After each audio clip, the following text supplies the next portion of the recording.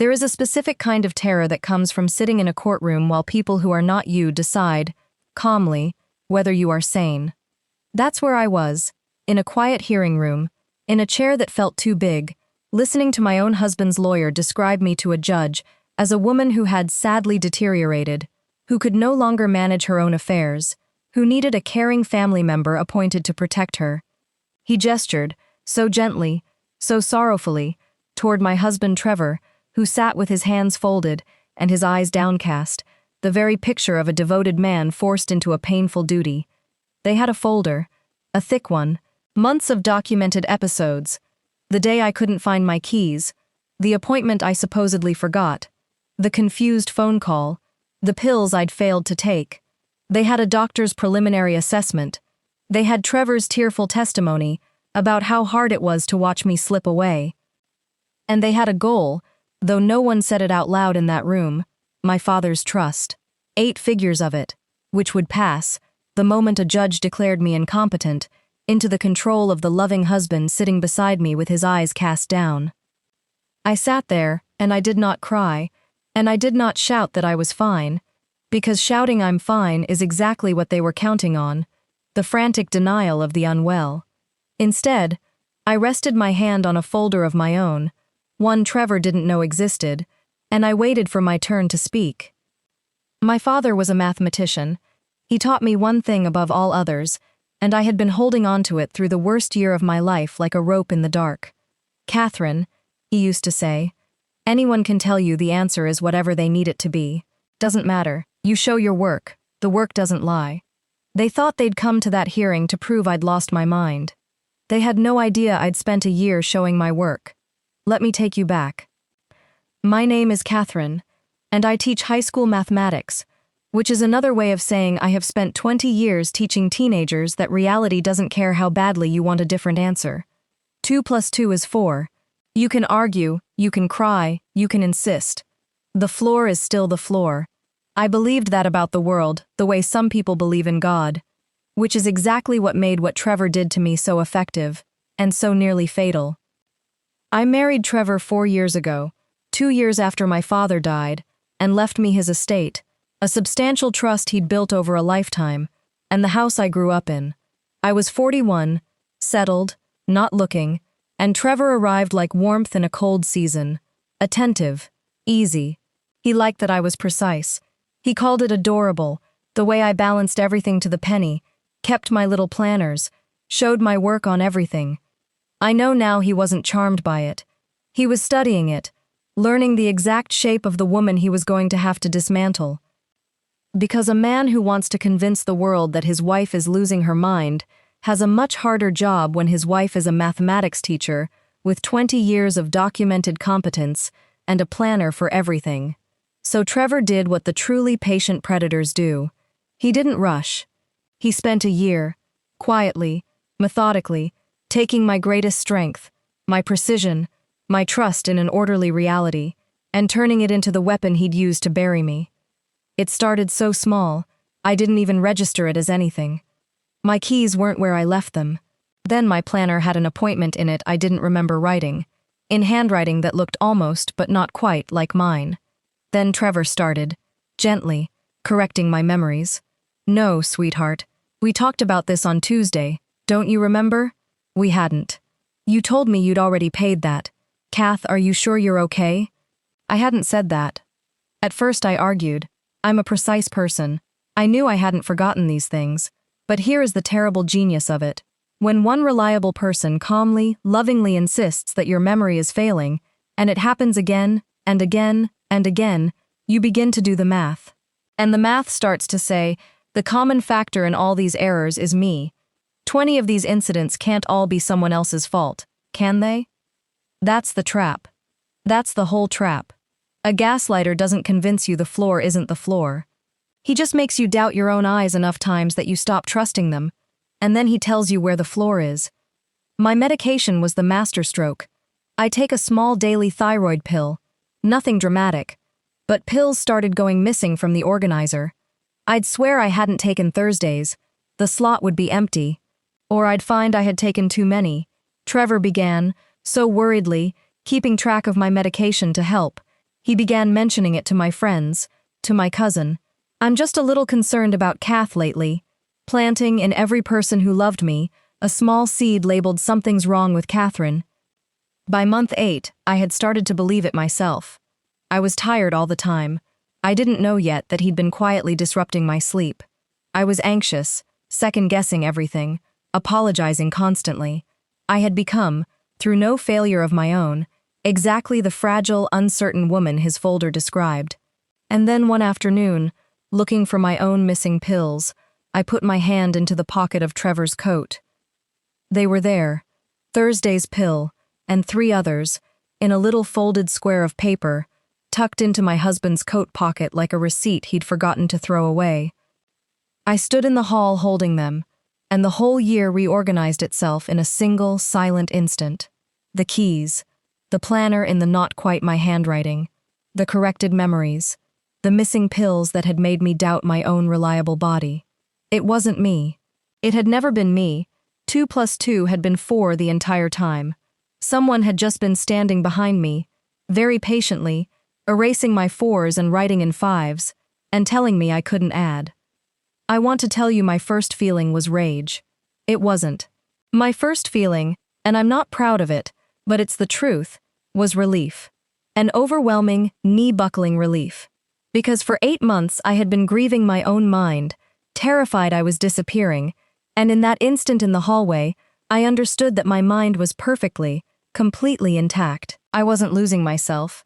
I was being stolen. And the second feeling, right behind the relief, was my father's voice. "Show your work, Catherine. The work doesn't lie." I put the pills back in his coat pocket, exactly as I'd found them. I went into the bathroom, and I closed the door, and I looked at myself in the mirror, really looked, for the first time in months, and I said, out loud, very quietly, "You are not crazy, and you are going to prove it." I just didn't yet know how much bigger than Trevor this was about to get. Because once I started paying attention, real attention, the cold, precise attention I bring to a proof, I saw the shape of the whole thing, and the shape was too sophisticated for Trevor. Trevor wasn't smart. I'd married him. I knew his ceiling. The man who helpfully tracked my medication and forgot half his own passwords did not, on his own, design a year-long, legally structured campaign to have me declared incompetent and seize control of an 8-figure trust. The documentation was too clean. The timeline was too deliberate. He'd mentioned, more than once, talking to someone who really understands these situations. There was a second phone I'd glimpsed. There were consultations he took in the car. Someone was coaching him. Someone had handed Trevor a playbook, a method, for erasing a woman not by faking a death, but by manufacturing a madness. And whoever it was knew exactly how a competency proceeding worked, exactly what a folder needed to contain, exactly which kind of doctor could be brought in. I didn't know what I was looking at yet, but I knew I couldn't fight it alone, and I knew that if I went to the wrong lawyer, or worse, to a doctor, or to my own family, all of whom Trevor had spent a year pre-poisoning against me, I'd sound exactly like what the folder said I was. A friend from my old teaching job, who'd gone through a nightmare of her own, took my hands and said the thing I would later learn a dozen women had been told before me. There's only one person for this. She's quiet, she's sharp, and she does not lose. And Catherine, she believes women. That's the part you need right now more than anything. She wrote down a name. Diane Okafor. I sat in Diane Okafor's office, terrified she'd look at me the way everyone else had for the past year, with careful, pitying concern. She didn't. She looked at me the way you look at a colleague. She listened to the whole thing without once suggesting I might be misremembering, and when I finished, she said the 4 words I hadn't heard from anyone in 8 months. "I believe you, Catherine." Then she asked to see the pills. She asked about the planner, the handwriting, the second phone, the someone. Trevor kept consulting, and as I described the sophistication of it, the too clean documentation, the legal precision of the campaign, I watched Diane Okafor's expression change from attention to something sharper, something that looked almost like recognition. "Catherine," she said slowly, "I want to be careful here, because I've learned the hard way what happens when I get ahead of the facts, but I need to ask you something specific." She leaned forward. The way this was built against you, the manufacturing of a record, the patience, the way it targets the exact thing that makes you credible and turns it into the thing that damns you. Did Trevor ever mention where the idea came from? A consultant? A name? Anything? He said something once, I said. In an argument. He said I should be grateful, that other men in his position just make their problems disappear the hard way, but that he'd found a cleaner way to handle a difficult wife. I paused. A cleaner way. He was proud of it. Diane sat back, and for a moment, the calm, unshakable woman across the desk looked very tired, and very angry, in the particular way of someone who has just found a monster's fingerprints in a place she'd hoped was clean. I'm going to tell you two things, Diane said. One is about saving you, the other is about something much larger, and I need you to hear it, because it means you are braver than you know for walking through my door.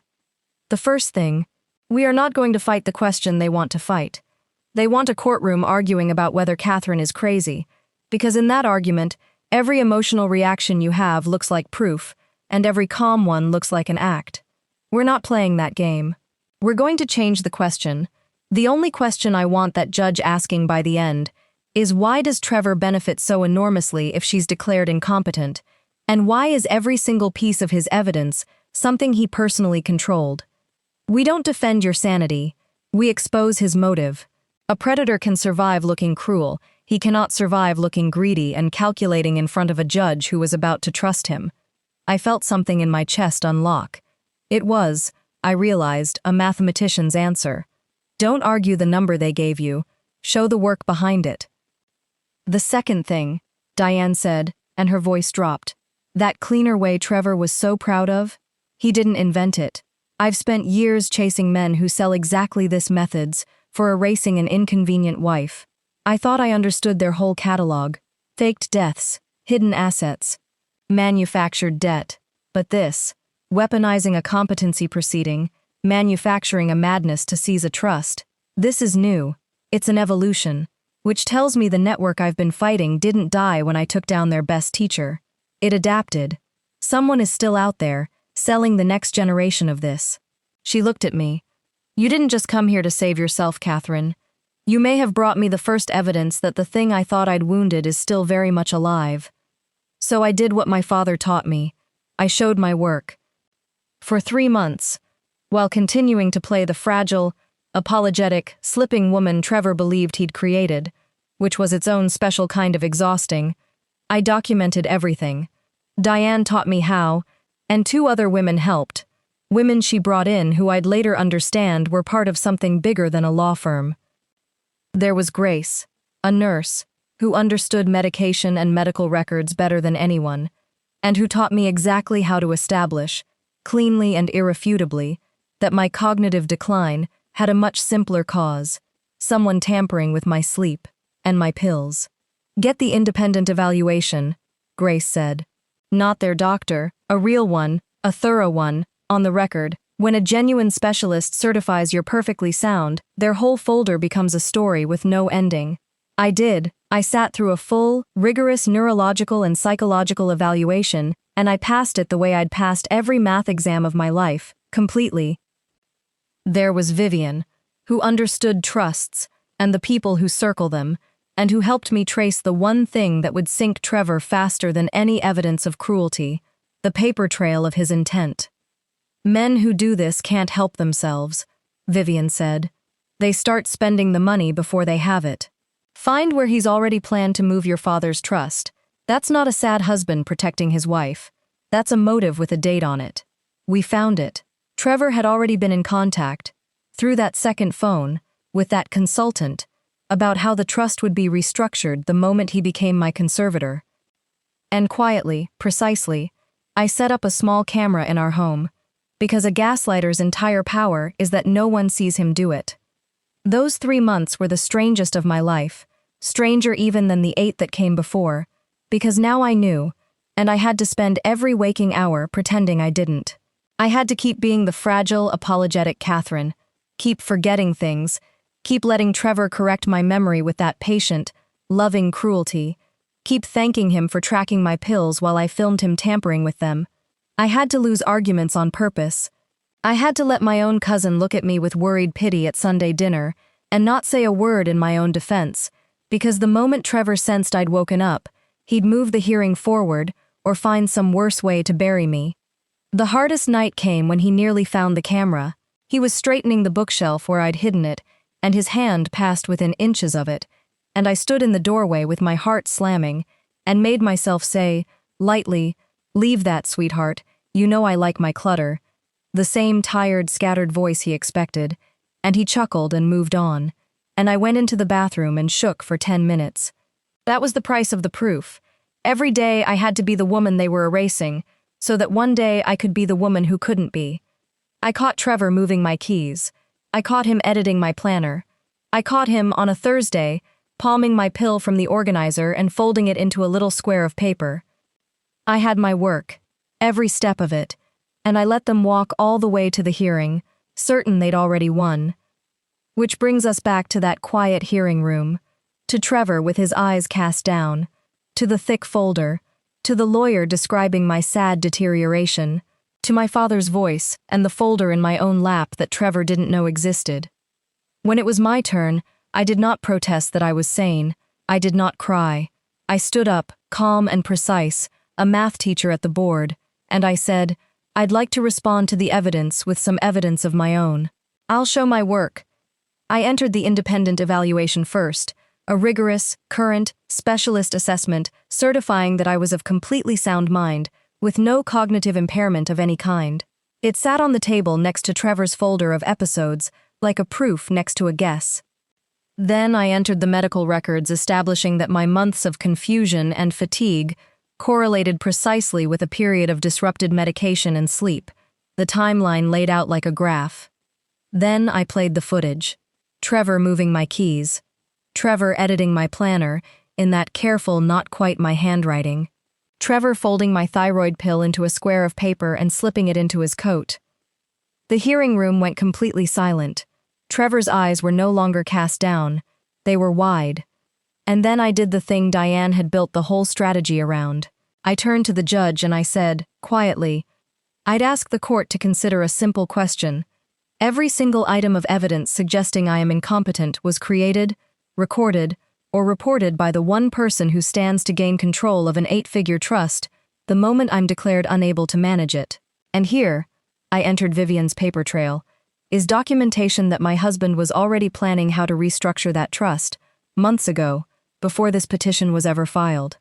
I looked at the judge, not at Trevor. "I'm a mathematics teacher, Your Honor. I believe the work should lead to the answer, not the other way around.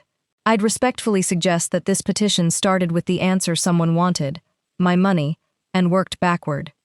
It fell apart for Trevor in that room, in real time, the way a false proof collapses the instant someone checks the second line. A competency petition, once revealed to be a manufactured fraud aimed at seizing a fortune, doesn't just fail, it detonates on the person who filed it. The judge did not declare me incompetent. The judge referred the matter, the tampered evidence, the financial motive, the recorded acts, for investigation into elder and vulnerable adult financial abuse, fraud, and conspiracy.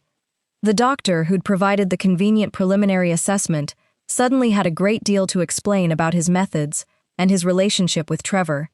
And Trevor, who had spent a year patiently trying to erase a woman's entire legal existence to get her money, discovered that the machinery he'd built came with the safety off, pointed at him. The trust, my father's life's work, stayed exactly where my father intended it, with me, sound of mind, precisely as I had always been. I divorced Trevor from a position of complete strength, and I moved back, fully, into the house I grew up in, my father's house, and I slept the first full, undisrupted night I'd had in a year. I went back to my classroom. I stood at the board in front of 30 teenagers, and I taught them, with a conviction I'd earned in blood, that the answer is the answer no matter who tells you otherwise, and that you always, always show your work. The hardest part of coming back wasn't the fear, it was the apologizing. For a year, Trevor had trained me to say sorry for existing, sorry for forgetting, sorry for being difficult, sorry for taking up space in my own life. and it took months to stop. I'd catch myself apologizing to a cashier, to a colleague, to my own reflection, and I'd stop, and I'd say my father's words instead, out loud sometimes, like a small daily proof. The work doesn't lie, and neither do you. Slowly, the sorry drained out of me, and something steadier filled the space where it had been. My cousin, the one who'd looked at me with such pity, cried when she saw the footage and understood what she'd almost let happen. I forgave her. Trevor had fooled better people than her. That was his whole profession, in the end. There's a last part, and it belongs to Diane, and it is not comfortable. When I went back to sign the final papers, I asked her what had come of the larger thing, the consultant, the evolved method, the network she thought was still alive. She didn't slide a paper across the desk this time. She just looked at me for a long moment, and then she said, "Catherine, I need to tell you something, and I need you not to be frightened, though you have every right to be." She folded her hands. "We traced Trevor's consultant. We didn't get a name. They're more careful now than they used to be. But we got something else. We got a reason your case was chosen." She paused. Trevor bragged, in the wrong room, to the wrong person, that his difficult wife had been asking around about some lawyer named Okafor who ruins men like us. "You mentioned my name to a friend, months ago, before you ever came here. It got back to them." The room went cold. "They knew you were coming to me before you did," Diane said quietly. "Your case wasn't only about your money, Catherine. It was partly a probe. They wanted to see how I work. They wanted to map the thing I've built. For years I was the one hunting them in the dark." She squared her papers, and for the first time since I'd met her, I saw not the calm, but what the calm was holding down. Now they're hunting back, and they know exactly where my door is. In her waiting room, women sat. One reading, one staring calmly at nothing. One new one, at the beginning of her own worst year. The sisterhood I was now, whether I'd chosen it or not, a part of. And I understood that the safety I'd just fought so hard to win was going to ask something of me in return. "You'd be surprised how many of us there are," Diane said, following my gaze. Then, softer, with steel underneath. "And I think we're going to need every one of us, because the next knock on that door isn't going to be a woman asking for help. They tell you you're crazy. They tell you you're confused, forgetful, fragile, slipping. They tell you not to trust your own eyes, your own hands, your own perfect four. And one by one, quietly, we are finding each other, and we are learning to show our work, and we are about to find out exactly how dangerous a room full of women who kept the receipts can be, because they came looking for us. And we were never as alone, or as easy to erase, as they thought.